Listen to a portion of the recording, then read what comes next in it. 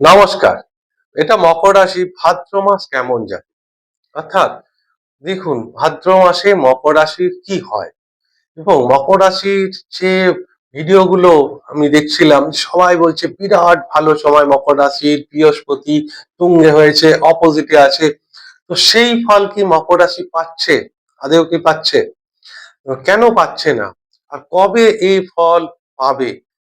মকর রাশির মানুষদের মধ্যেই বারবার এই জিনিসগুলো কেন হয়? মকর রাশির মানুষরাই এই প্রবলেম গুলো কেন ফেস করে? তো সেটাই আজকে আমার ভিডিওর আলোচ্য বিষয়। এবং দেখুন, আমার তো মনে হয় সাডেন মকর রাশির কিছু মানুষের জীবনে বিরাট নেগেটিভ একটা প্রভাব পড়েছে। কারো আর্থিকভাবে, মানসিকভাবে, শারীরিকভাবে। সেটা কেন হয়েছে? বা এটা কেউ মকর রাশির উপর ব্ল্যাক ম্যাজিকও করতে পারে। মানে আপনার কোনো খুব নিকট আত্মীয়, বন্ধু বা কোনো আত্মীয় সে আপনার উন্নতিতে জেলাসি হয়ে আপনার উপর ব্ল্যাক ম্যাজিক তন্ত্রক্রিয়া করতে পারে। ভিডিওর শেষটা অবশ্যই দেখবেন যে এখান থেকে ব্ল্যাক ম্যাজিক থেকে বাঁচার একটা অমর্থ রেমেডি আমি ভিডিওর শেষে বলবো। যারা মনে করছেন যে আপনার উপর ব্ল্যাক ম্যাজিক হয়েছে বা যাদের সাডেন কিছু জীবনে চেঞ্জেস এসেছে, কারণ গ্রহ নক্ষত্রের পজিশনটা এরকম সেটা আমি পুরো বুঝিয়ে বলছি। তার আগে যদি মকর রাশির মানুষের এরকম কারো জীবন আসে যে সাডেন কিছু খারাপ হয়ে গেছে, ব্যবসা ডাউন হয়ে গেছে, হঠাৎ শরীর খারাপ হয়ে গেছে, বাস্তুর সমস্যা, আর্থিক বিরাট একটা সমস্যা, এনজাইটি, ডিপ্রেশন এসেছে, তো তাদের জন্য একটা প্রশ্ন আপনাদের ফ্রি থাকবে। এই ভিডিও নিচে এসে কমেন্টস বক্সে এসে আপনার জন্ম সময়, তারিখ এবং মাস এবং কোথায় জন্ম, প্লেস অফ বার্থ, এটা সম্পূর্ণ দিলে একটা প্রশ্ন করলে আমি তার সঠিক উত্তর আপনাকে দেওয়ার চেষ্টা করব। কিন্তু হ্যাঁ, সঠিকভাবে দেবে। কেউ জন্মের মাস দেয় তো তারিখ দেয় না, কেউ বছর দেয় না, কেউ জন্মের সময় দেয় না।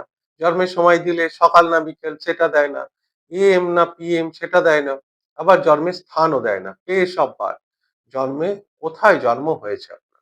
এইগুলো যদি সঠিক ডেট অফ বার্থ, টাইম এবং প্লেস সঠিকভাবে দিলে আপনার যে কোনো একটা প্রশ্নের উত্তর আমি অবশ্যই দেওয়ার চেষ্টা করব যত শীঘ্রই সম্ভব।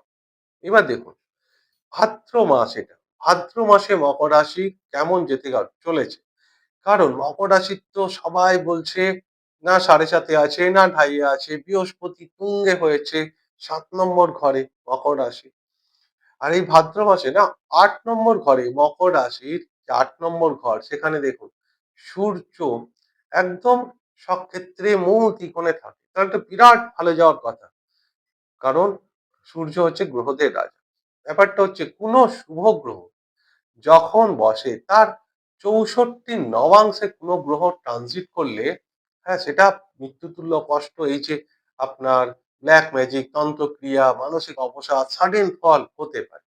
দেখুন আপনার বৃহস্পতি যেখানে বসে আছে না, এক এক করে গুনুন। দেখুন বৃহস্পতি থেকে রাহু গেছে 8 নম্বর ঘরে। এটাই হচ্ছে 64 নবাংশ। বৃহস্পতি থেকে যখন 64 নবাংশে কোনো ক্রূর বা পাপী গ্রহ ট্রানজিট করে, গোচর করে, তখন তার জীবনে ব্ল্যাক ম্যাজিক, তন্ত্র, মৃত্যুতুল্য কষ্ট এটা আসে। যেটা এসেছে আপনার বৃহস্পতি। তাহলে বৃহস্পতি সেই শুভ ফল মকর রাশির মানুষরা পাচ্ছে না, পাবে কি করে? কারণ অনেক বড় বড় কথা বললে তো হবে না, কারণ অ্যাস্ট্রোলজিটা অত সহজ জিনিস না, তাহলে সবাই শিখে যেত ব্যাপারটা। আবার দেখুন, এই সূর্য সিংহ রাশিতে ভাদ্র মাসে বসে থাকে, সব ক্ষেত্রে সারা মাস বসে থাকবে। এক এক করে গুনুন। দেখুন সূর্য থেকে ১ ২ ৩ ৪ করে গুনুন, ৮ নম্বর ঘরে শনি বসে আছে, সেটা পাপী এবং ক্রূর গ্রহ। তাহলে সূর্য থেকেও অষ্টমে ৬৪ নবাংশে এখানে তার নেগেটিভ একটা বিরাট প্রভাব পড়ছে সূর্য শনির এই অষ্টম ষড়াষ্টক যোগ, যেটা ৬৪ নবাংশের গোচর। এখানেও তন্ত্র মন্ত্র, ব্ল্যাক ম্যাজিক হওয়ার সম্ভাবনা মারাত্মক থাকে, সাডেন ফল জীবনে। তো এটা বিরাট একটা রেমেডি আছে, সেটা অবশ্যই করতে পারে। তার আগে বলি, দেখুন মকর রাশি বা মকর লগ্নে যে এই মুহূর্তে আপনাদের পুরনো কোনো সাথী আপনার জীবনে ফিরে আসতে পারে। কারণ এই ভাদ্র মাসে মকর রাশির সব থেকে ভালো গ্রহ শুক্র, সে খুব ভালো ঘরে আসবে, ভাগ্যস্থানে আসবে। কিন্তু সমস্যা এটাই, শুক্র ভাগ্যস্থানে যেই এসে যায় না, মকর রাশির ভাগ্যস্থান কন্যা রাশিতে, সে কিন্তু নিচস্থ হয়ে যায়। ঠিক আছে, নিচস্থ হলেও যে মকর রাশির বিরাট খারাপ ফল দেবে সেটা নয়। এখানে আপনার পুরনো কোনো বন্ধু বান্ধবী আপনার জীবনে ফেরত আসতে পারে, যে আপনার সঙ্গে কোনো সময় রিলেশনশিপ ছিল, হতে পারে কি তার বিয়ে হয়ে গেছে, সে অনেক পুরনো বন্ধু হতে পারে, কলেজ লেভেলেও কোনো বন্ধু হতে পারে, সেটা আপনার সেম জেন্ডার হতে পারে, অপোজিট জেন্ডার হতে পারে। এই শুক্র ভাগ্যস্থানে, কারণ শনির অপোজিটে বসে আছে শুক্র শনি, এবং শনি বর্তমানে বক্রি আছে। এটা একটা বিরাট আহ প্রভাব পড়বে মকর রাশির জীবনে।